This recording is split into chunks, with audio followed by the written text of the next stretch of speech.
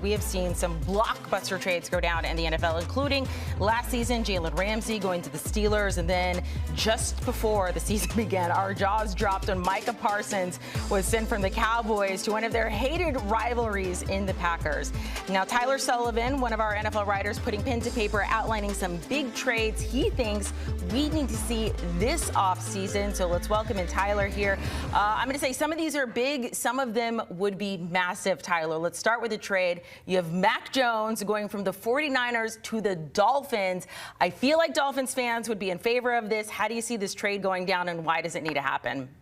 Yeah, we see Mac Jones going back to the AFC East, of course, drafted by the New England Patriots. And now he joins a Dolphins team that I think really needs Mac Jones in a couple of different ways, right? The big question is, what is this team going to do with Tua Tagovailoa? He has a $99 million dead cap hit. So you're talking about a real arbitrage of a contract that they're dealing with. They're going to have to eat significant dollars to get rid of Tua Tagovailoa, whether that be via trade or that be via a straight up release. So what does that mean for them in their hunt for another quarterback? Well, they need somebody on the cheap, and that's exactly what Mac Jones is. About $3 million in terms of his salary cap number for 2026. So he makes sense financially for a team that's about to get rid of their quarterback that they gave $200+ million to. Another reason why I think this is interesting, and why if the 49ers are going to help Mac Jones out and potentially send him to a place that he would want to go, I think that Mac Jones would be interested in the Dolphins because of who they have at offensive coordinator. It's Bobby Slowick, who comes from the Kyle Shanahan system. So when you're talking about a quarterback revitalizing his career that we've seen over the last handful of years with various quarterbacks, Mac Jones is going to want to go to a system that he's familiar with. And so he's had success, as we saw last season, 5-3 as a starter with Kyle Shanahan in that offense. If you can make a somewhat seamless transition to a Dolphins team that runs a similar scheme, I think that makes a lot of sense. So 2 third-round picks, I think potentially could get it done. That second one that the Dolphins would have to send over, I list it as conditional. Essentially, if he plays 80% of the snaps next season, that gets bumped up to a second rounder. I think the 49ers would be interested in that. You're getting 2 day 2 picks, premium day 2 pick, and that potential second rounder. So overall, I think this could be a good fit all the way around. I will say you have one of those potential weapons on offense for him, for the Dolphins, getting traded later on. That is in just a second. Your next trade, A.J. Brown to the Bills. Look, he has had so much beef with the Eagles. And I know this is conference to conference, but they meet so much in, like, potentially in the Super Bowl or something like that. And it just... these teams, like, they don't like each other. This almost feels like Saquon going from the Giants to the Eagles almost.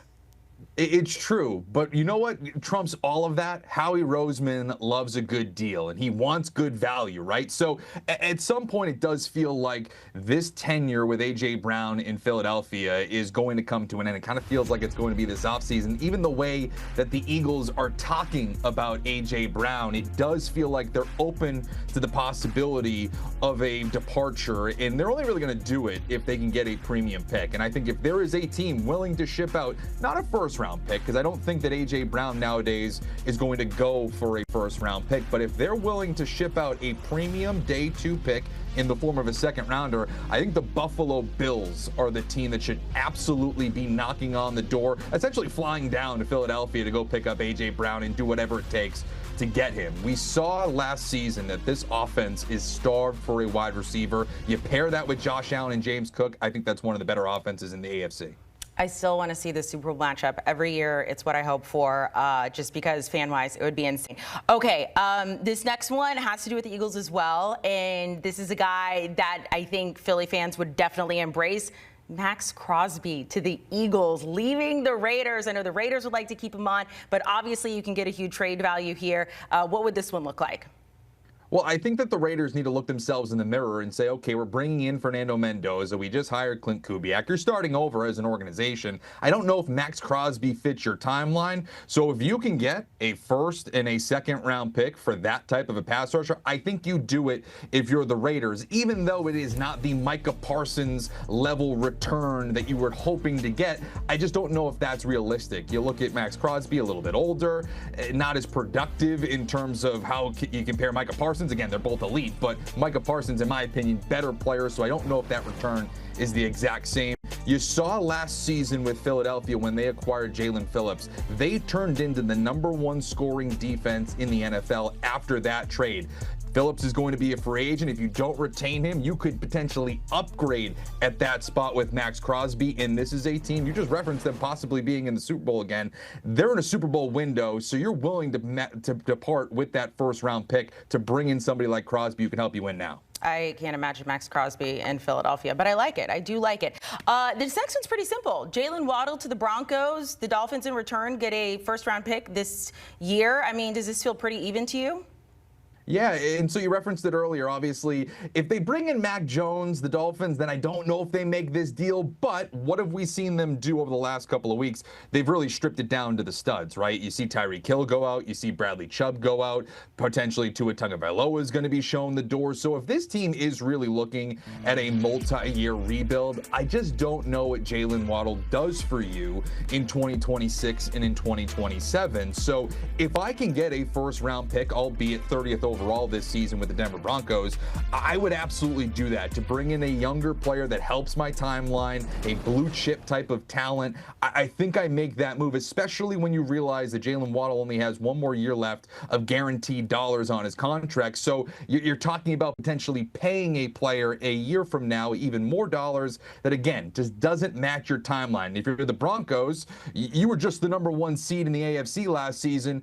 But that being said, Buffalo's going to be back. Kansas City's going to be back. Baltimore's going to be back. All of these elite teams that were on the outside looking in last season, they're going to be back in the conversation. You need to continue to add around Bo Nix, and I think Waddle does that. 5 moves that Tyler says needs to be made this offseason when it comes to trade. Final one here, number 5. The Vikings, they had Daniel Jones, no longer. They had Sam Darnold, no longer. They do need a quarterback. And you have an interesting trade here going for Anthony Richardson. Why do you like that for the Vikings? Yeah, so I think the Vikings are just going to be a lightning rod conversation this offseason until they add a quarterback, right? We're going to talk about, is it Kyler Murray? Is it Geno Smith? Is it Tua? Is it Mac Jones? I think if you make any one of those moves, you're essentially slamming the door shut on J.J. McCarthy ever being the starter ever again. I don't know if they necessarily want to do that. I think they want to bring in a quarterback to bring some competition to that room. So hopefully J.J. McCarthy figures it out. So I think that Anthony Richardson is best of both worlds. I think if you acquire him, and I have him going for like a 5th-round pick, I don't think there's much trade value there. But if you bring in Anthony Richardson, that one provides a ton of competition for J.J. McCarthy.